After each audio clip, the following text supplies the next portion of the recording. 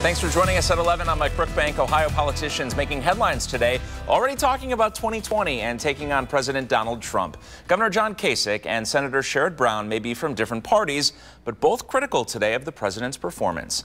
News 5's Homa Bash joining us in studio now to explain. Homa. Mike, in a crowded field of potential presidential candidates, Brown and Kasich agree on one thing, both saying they think the country is in need of new leadership.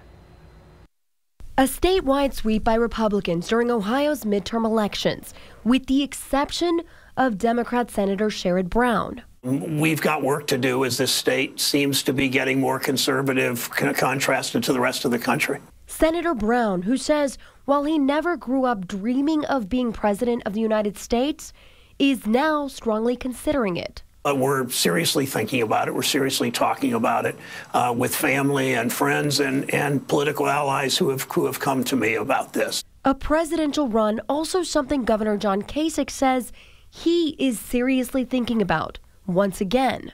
These are earnest conversations that go on virtually every day with some of my friends, with my family.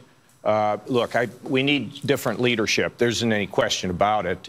According to ABC, President Donald Trump has a 90% approval rating inside the Republican Party. A recent op-ed in the New York Times by the Democratic mayor of Dayton talks about how Ohio isn't a red state yet, but it will be if Democrats don't reach working people across Ohio.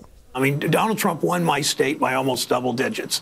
And, you know, he won the industrial Midwest. And to turn that around, I hope that candidates running in the Democratic primary talk about the dignity of work, talk about respecting work. You know what? You know what? No one thought a guy like Donald Trump would be elected president. No one thought we'd have electric cars. No one thought we could talk on phones and see the person we're talking to. I mean, this is a time of change, dynamic change. And you can't judge tomorrow on the basis of what happened yesterday. Now, Ohio has been a swing state for so long, but experts and politicians believe the shift to the right is partly because of the state's changing population, older and less diverse than other states. That also might mean less attention during the 2020 presidential campaign, since Ohio may not be as competitive as it used to be. That is, unless we have Ohioans in the race. Homa Bash, News 5.